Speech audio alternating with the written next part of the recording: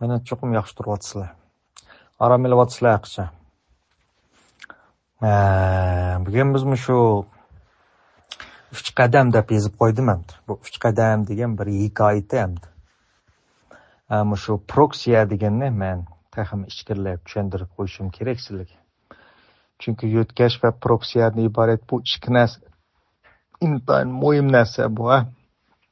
Bunu sizlar bağlansır tushungiz necha vaqtni yog'i dedik. Men burunmi degan bilim son bilan emas, cho'nqurliklar o'lchindi deganchi men. Hamma daqiq bilimlik odam bir jiq narsalarni bildigan odam emas, bir narsani jiq bildigan odam. Bir narsani jiq bildigan odam bilimlik deymiz. Ammo hargizmi jiq narsani yuzaki bildigan odam emas. U degan uchur. Amaliyatim dunyoda shu bir narsani jiqroq bilish kerak. Jiqroq bilish kerak degan nima esa cho'nqur bilish kerak. Sizlar proksiya va yo'tkashni biz keyin yana so'zlaymiz.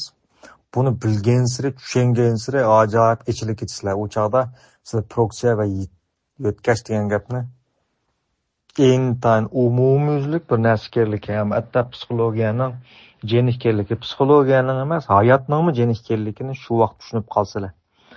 Halbuki garchi yo'tkash va proksiyani boshqalar qaraganda sizlar cho'nqurroq bilgan bilan, ammo asli bilish tegishli yana cho'nqurligi bor degan gap buning. Shunga men mana yana bir nuqtadan sizlarga so'zlab beraman. Bu 3 qadam degan bir hikoya bo'lib, burun bir general var ekan.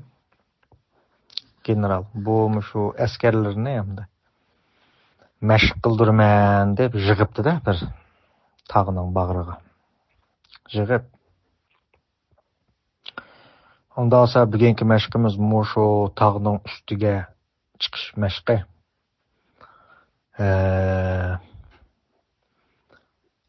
To'xtab qilishga menishga bo'lmaydi. Jug'uribli chiqisizlar. Kim shunga jur'at qilib chiqalaydi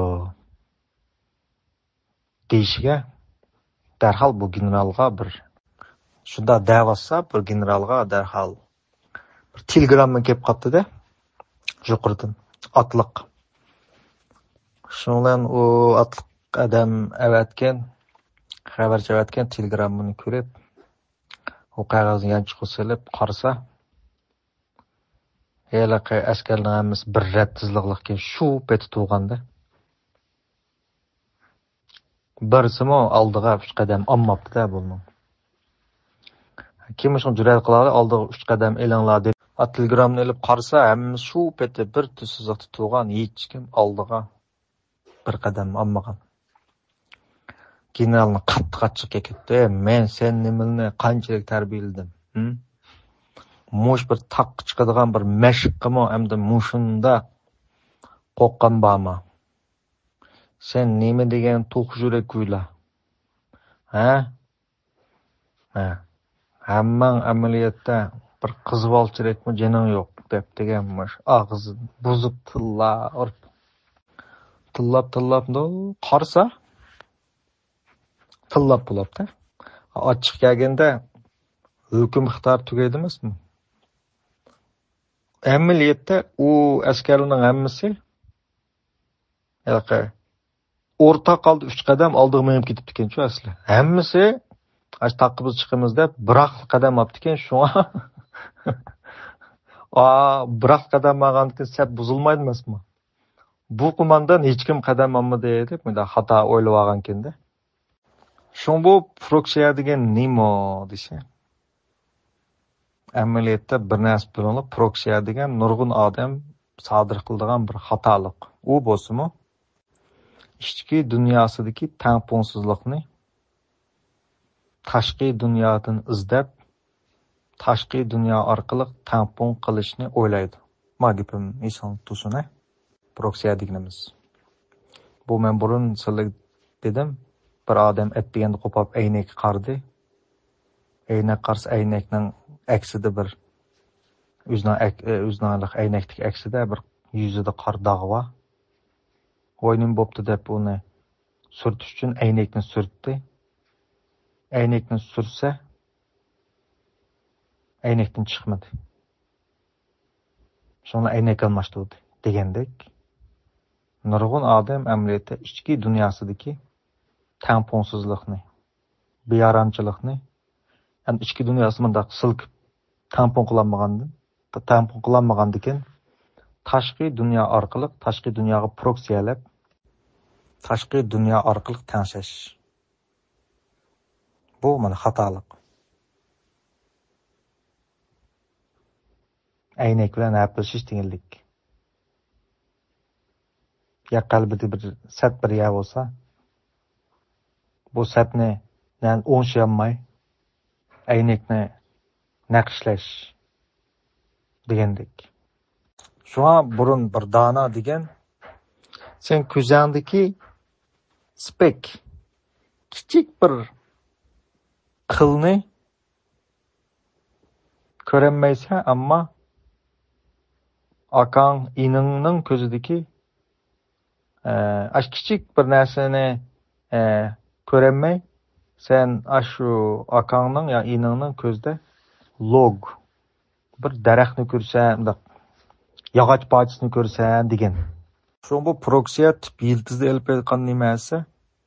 İçki dunyosidagi beyaramchilikni tashqi dunyo orqali o'ngshimoqchi bo'lish, tampon qilmoqchi bo'lish yoki bayotinqidek saqlab qolmoqchi bo'lish.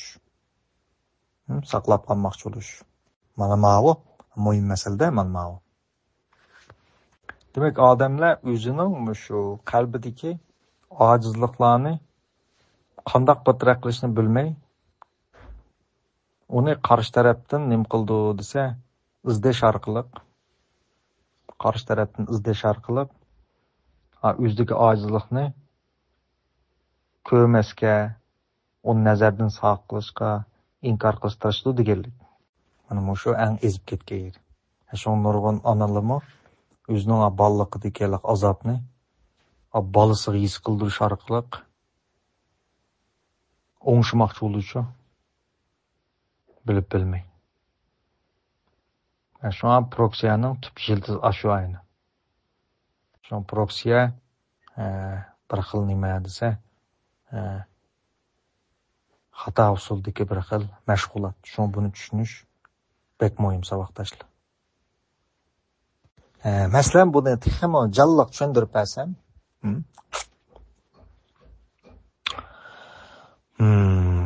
sizlar dengizga bordinglar. Men bilan dengiz sahiliga bordinglar. Barimiz bir kuni. Bu dengiz sahilda sizlar bir qumdan foydalanib bir kichik uy yasadinglar. Uy yasadinglar. Baka to'g'richa uyda len shupen ko'ranglar. Da ballarga gap qilib doğmuşlar. Len shupen ko'rsanglar, bir kitob aşımıcı, kitob. Nurg'un kitobni kino qilib ishlaganda. Şoňa qo'mondonning qo'rqanchoq u bu degini amniyat ichki dunyosidagi o'zining bir xil hissiyotini proksiyalatichi tillab, o'zini tillatida amniyat bu. Endi bu o'yin yasagandikin, bu qumdan yasalgan o'yda bu. Taşdan yoki simonitdan yoki yog'ochdan yasalgan, qumda yasalgandikin bu ojiz bo'ldi-da bu. Hamda buni qo'g'dash uchun tirsilanda, Navodi kerak dengiz suyish kaqqasa, balkim taxtidan birini qo'yib tuzishing mumkin.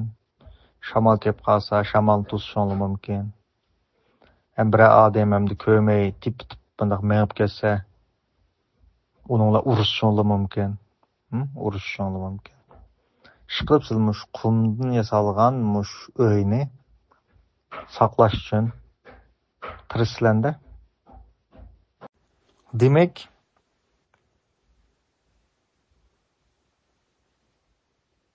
bizning qalbimizda andaq bir ojiz o'y bo'ladi hamda. Qalbimizda bir o'y bor. Ona aciz bo'lgandikan.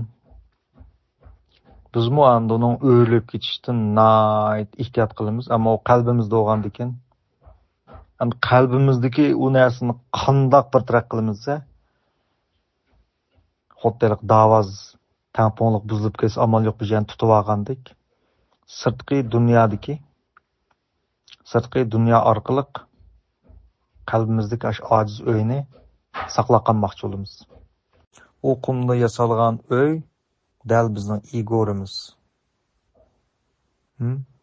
Uni tashqi dunyo orqali saqlab qolish deganlik. Bizning qildig'imiz psixologiya dal aksini qildi. U bo'lsa-mo tashqi dunyoni ichki dunyomiz orqali tamponlashtirish. Masalan, mana Mao kinodagi dialog qaranglar. Yaxshi ko'radigan kino Mao. Ajoyib nosh qutuli chiqdi buningda. Ham sal qilinroq hamda. 18 yosh to'shmagan bo'lsam ko'rib yurmanglar. Ko'rsanglarmi bo'ldi hamda. Mana shuningda qalbida nihoyatda bir azoblanuvchi o'tirib yotib. Azobni u qanday bir taraf qilishni bilolmay, ichki dunyosiga azoblanuvchi. Tashqi dunyosini izlaydi, tashqi dunyo orqali bir taraf qilmoqchi bo'ldi, shunlar inisini tirik ko'ydamoqchi bo'ldi. Demak, aning his qildirish orqali qani ichki dunyosidagi azobni yo'qotmoqchi bo'ldi amaliyotda. Mana bu xatoda. Mana bu yerda ezib ketdi.